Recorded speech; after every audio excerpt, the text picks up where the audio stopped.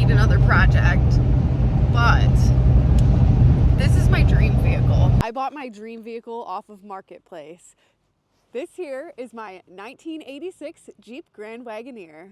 I got it for a really great price off of Marketplace. I know it's not in the best condition, but for a long time now, I've seen ones in worse condition than this go for $3 to $4 grand, and I paid less than that. There is a little bit of rust in some places, but overall, the rockers are pretty good. It's all there. All the windows are there. It's watertight. Again, a little bit of rust back here. This side, the wood sides are sun faded, but honestly, for $2,700, compared to what's out there on Marketplace, this is a pretty solid Wagoneer. The interior is mostly all there. We are missing the interior door panels up front and back there, but again, this was a cheap project vehicle that we bought with the intention of working on it, so I didn't expect to get a mint condition vehicle.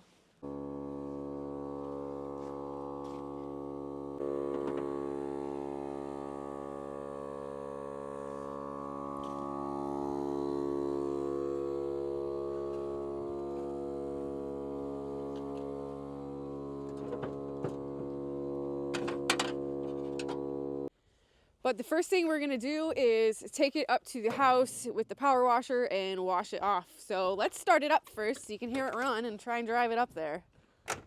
It doesn't run very well currently.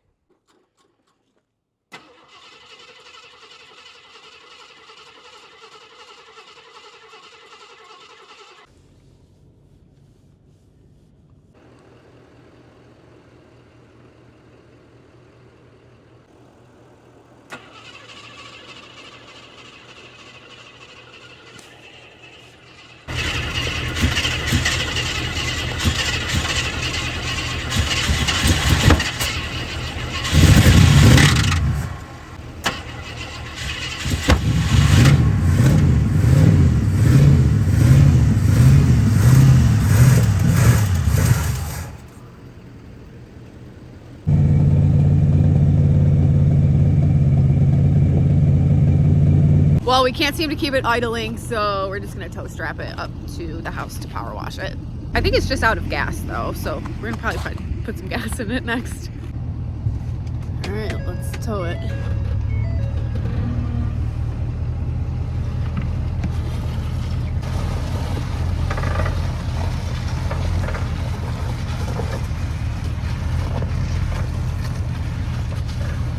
Let's wash this baby.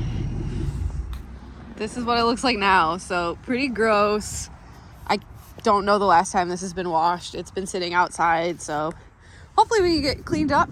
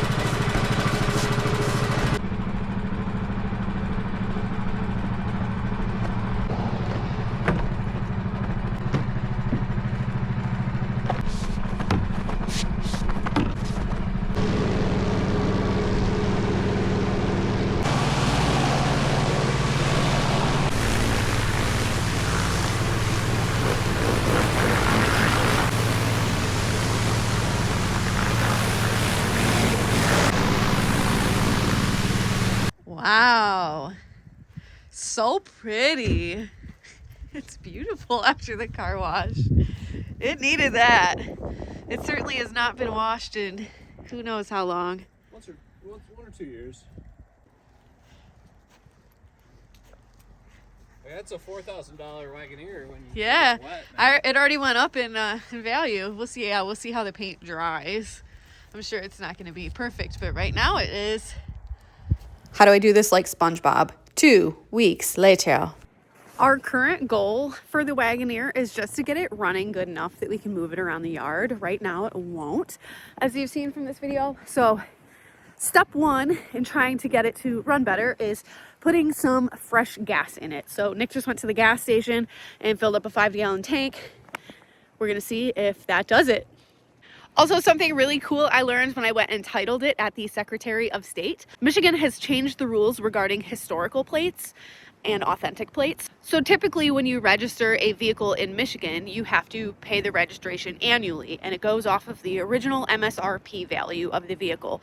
So this one, I'm just taking a guess, it'd be somewhere probably around $75 a year.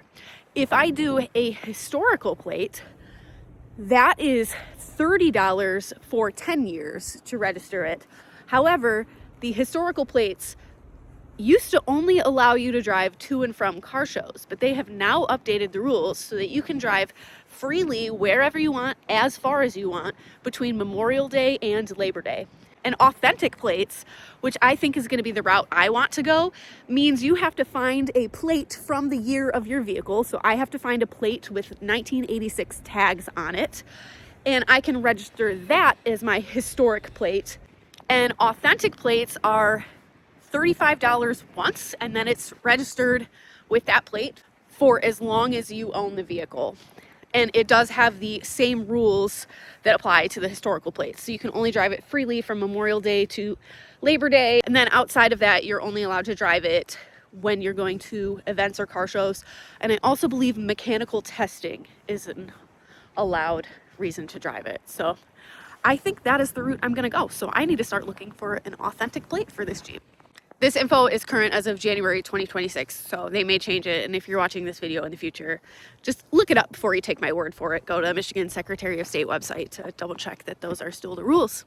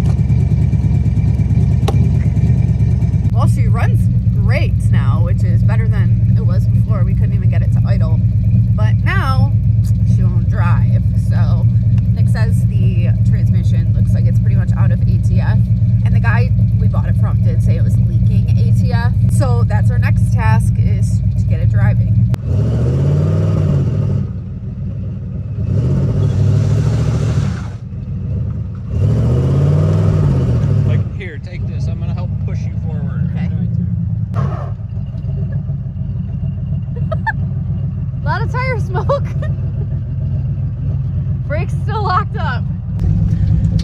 Nick is dragging me around the backyard for a hot lap to see if we can break that front passenger tire loose because the brakes are clearly very locked up.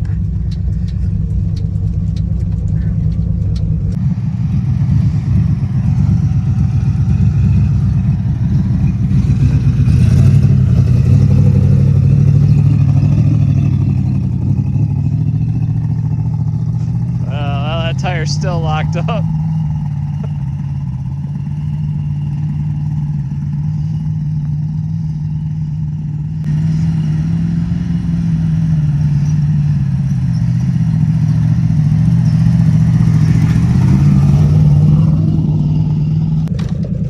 That tire's still fully locked up. Really? Yeah. Full burnout. Because I felt like I was like, wow, I really gotta push the gas down. Yeah, full. Like I said, that tire only was probably turning. Okay, where do you want me to put it? Right in the barn. You want to put You wanna go right in the barn right now? Might as well.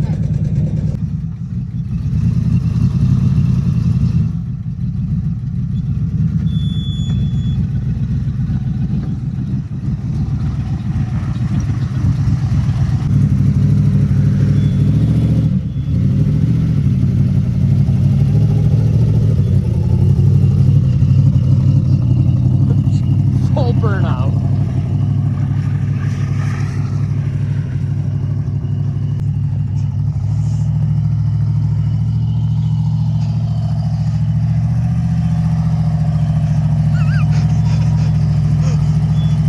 Oh, she's for sure stuck now.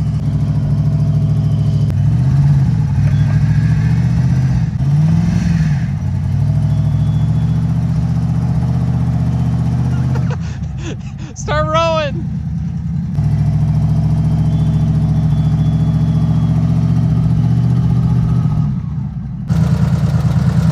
All right, we got the Jeep in the barn and it's time to start working on it. I have my goals in mind for what I want this build to be, and no, I am not just restoring it as factory. I want something that can take me down the trails and also maybe put a rooftop tent on the top and take us camping. Kind of like a little overland build. I don't need it to be as tough of a rock crawler as my JKU because I don't need two of the same kind of build. So I know what my goals are for it, but I don't know exactly how we're going to get there yet. So if you have any suggestions, anything you think I should do, drop it in the comments below. But I'm hoping we will have a full series on this, and I'm really excited to share everything along the way. And of course they used those fancy lug nuts that you need the special socket for. Huh? Thank you so much for watching, and if you're excited to see us build this 1986 Jeep Grand Wagoneer, my dream vehicle, then make sure to subscribe.